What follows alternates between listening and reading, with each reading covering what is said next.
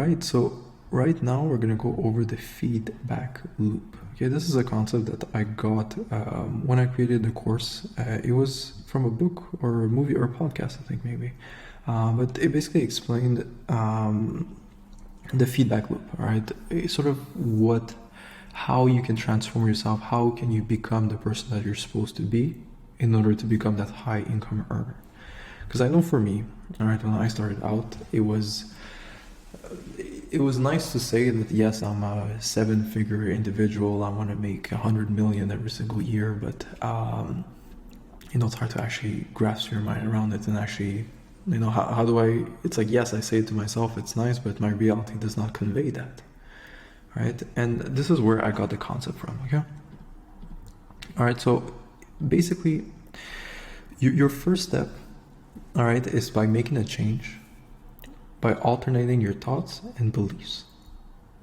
Okay, this can be about anything. It can be about yourself, the success of your business, what you're supposed to be doing in order to grow the business, really anything that you believe, something that, ideally it's something that you know, that like, yes, I have to believe this in order to reach the goal that I'm trying to achieve, right? And this is done by actions.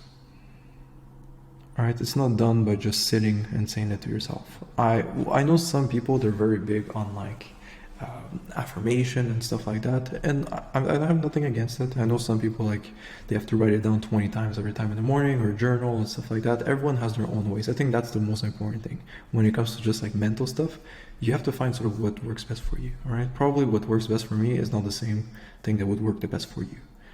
Okay, and for me, instead of sitting there in front of the mirror and repeating to myself, Oliver, you're a millionaire, you're a millionaire, for me, I almost felt like I was lying to myself. I'm like, no, you're not a millionaire. Like, I'm not going to sit here and write, you are a high income earner 20 times. That's not true. I am not one.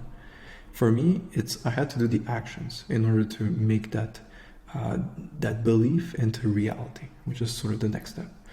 Okay, so for me, I'm not going to lie, the most difficult part in scaling my business is not the 10 to 50K per month, right? Even though the gap is 40K per month, the most difficult was from 0 to 10. That is what I struggle with the most, all right? Because I had nothing to really back up the belief, all right? I had to put in action. And what I said to myself is, look, if I put enough action, one day I'll have so much evidence, so much things backing me up that it's gonna be like, maybe I actually am like a high income earner. Like, I did build a business that's making this much money. I did grow it to this much in 2 months. That is pretty impressive. That is the trait of someone who's very good at business. For me, that's how I became sort of the person who I need to be. So set yourself goals and ask yourself, what are the actions to do it? And then do so much of that action that at a certain point, you're like, you don't even question it. You're like, yeah, it's true. Like, I am a high income earner. Like, I've done it before in the past, but you need the evidence to prove it. Right, so that's always how I basically operated in life. Okay, so I believed that was something. I believed it, but my reality didn't really convey that. So it's like I had to do the actions to actually make it happen. And I did the actions until it became reality. And that was what I did. And once it did become reality, then it kind of confirmed what I believed. Then I was like, now it was actually set in my mind, the belief. Before, it was like, I think I'm someone who's capable of building like a very successful business. I really want to. I believe I can do it. But right now, I don't have the evidence to prove it. Let me test out this theory and see if it's actually true. What do I need to do? You follow my program. You do it, you do it, you do it. And then over time, when you take enough action, you do actually become the person that you first wanted to become. And that's when your new reality becomes reality. Okay? And that gives you direct feedback to yourself. You're like, wow, I was able to go from 0 to 10,000 per month.